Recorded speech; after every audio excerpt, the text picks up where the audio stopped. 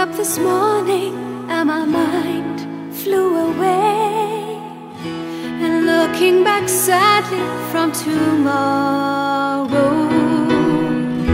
as I heard an echo from the past softly say, come back, won't you stay? I wanted to reach you, let you know I still care, lost in the silence of my sorrow.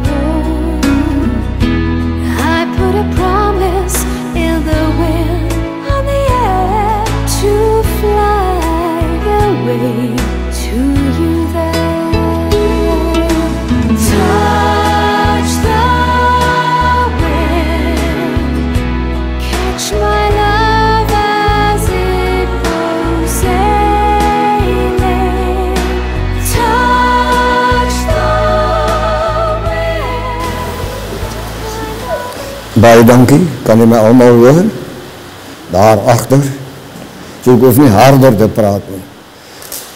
Vir my besondere voorreg om vanmorgen hier by julle te wees. Dit was nogal rof, daar van Bethel af, al die pad met die trokke en die reën en al die ou dingetjies. En dan hierdie nasionale snelweg hier na die Salkie toe. Daar was so baie verkeer tussen die gate en die water, dit my so 'n bietjie tyd gevat om hier te kom, maar ons is bly dat ons hier is. Ek kan foto's neem, ek kan dit doen soos wat jy lekker kry, die kamera daar aan die ander kant is, jy moet baie versigtig wees, jy gaan op nasionale televisie wees, so jy moet asseblief net, maak die ooghare reg, en al die goedjies, maak het mooi, en so weer nie, ek grap somme. Hierdie opname is baie privaat, en dit is net bedoel vir die binnenfamilie, die binnenvriende, binnenkennisse. Daar sê, baie dankie. U kan gerus maar so 'n bietjie ontspan. Ons is nie vandag by 'n begrafnisdiens nie. Ons is by 'n lewensviering. Nou, wat ons hier gaan doen, is miskien vir u vreemd, maar vir my is dit 'n baie groot passie om dit aan te bied. Nou, van u wat my nie ken nie, my naam is Ben Strydom. Nou, Okkie spel sy van met 'n y en ek spel myne met 'n i hier. Maar as ons om praat, is dit Strydom. So wees asseblief gemaklik vanmôre, en dan gaan ons 'n bietjie met mekaar gesels van hart tot hart. Dan wil ek net voor ek begin vir u sê, dat skaamteloos vreesloos gebruik ek ons Vader se heilige name, soos wat hy dit aan ons bekend gemaak het, paar duisend jaar gelede. En ek spreek hom aan as Vader Yahweh. As dit vir u vreemd is, ag vergewe my, maar as dit lekker klink op die oor, weet, dat dit is die enigste naam wat gegee is onder die hemel, waarby ons hom sal aanbid. Nou sê, ek gebruik hom so, en as jy meer daaroor wil weet, ek is oral beskikbaar, jy kan my oral in die hande kry, jy hoef nie nasionale intelligensie te vra om my te soek nie. Ek is oral, jy kan my in die hande kry. Daar sê. Nou, die orde hier is as volg. Ons gaan direk begin met die lewensvieringsdiens, en daarna gaan ons hierdie senior wat hier sal sit, vra om die bedankings te doen en so meer. En as daar nog iemand is wat graag ietsie wil sê langs die pad, is hulle baie welkom om dit te kon doen. Hy is regtig baie welkom. Onthou nou, hierdie is nie 'n begrafnisdiens nie. Nie. Ek het redes hoekom ek so sê.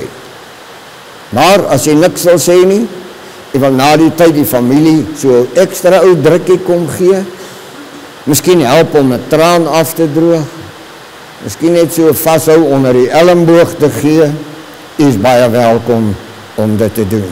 Dan gaan ek vra dat, as ek amen sê, of u my sal verskoon, en ek is besig met 'n konferensie, 40 kilometer aan die kant Pretoria, en as ek nou hier klaar is, dan moet ek al 144 pere daar in my kar terpentyn smeer om betyds daar aan die kant aan te kom. So asseblief, ek is nie ongeskik nie. Ek moet maar net beweeg. Baie dankie aan Alta.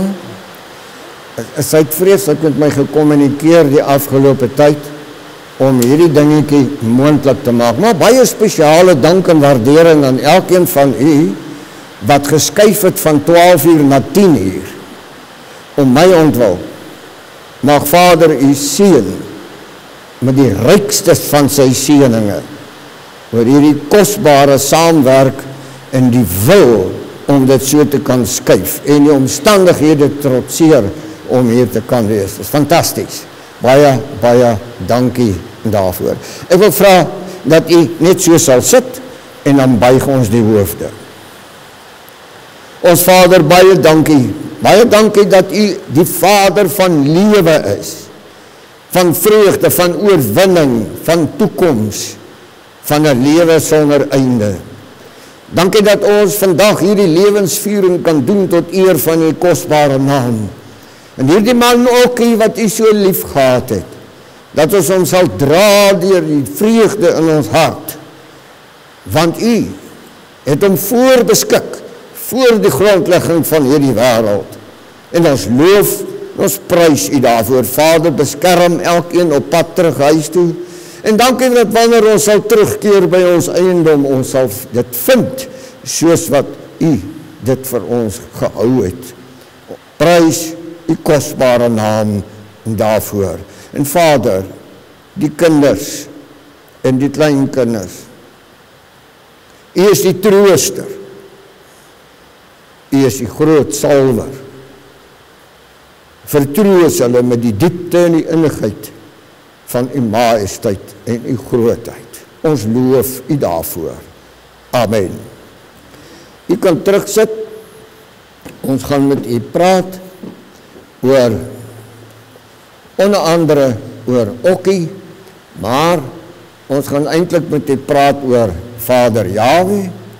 En vandag, die 4de April, wil ek graag net vir hierdie toehoorders ietsie niets kom sê, iets wat jy waarskynlik nie aan gedink het nie, maar na vandag sal jy dit waarskynlik onthou en dit aan jou hart koester. Vir ons is die heengaan van 'n geliefde 'n skok. Maar die skok is eintlik gebore uit twee emosies. Die eerste daarvan is liefde